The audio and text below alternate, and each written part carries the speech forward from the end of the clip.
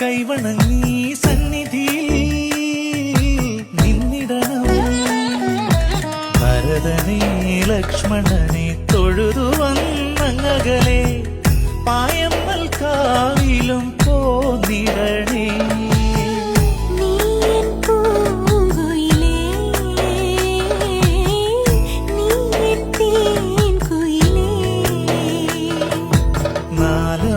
നാലമ്പലമണയാനൊരു തുണയായിടാം ഞാൻ, പുതുമഴ നനയാതെ കുടനീർത്തിടാം ഞാൻ, കളമൊഴി ചൊല്ലാം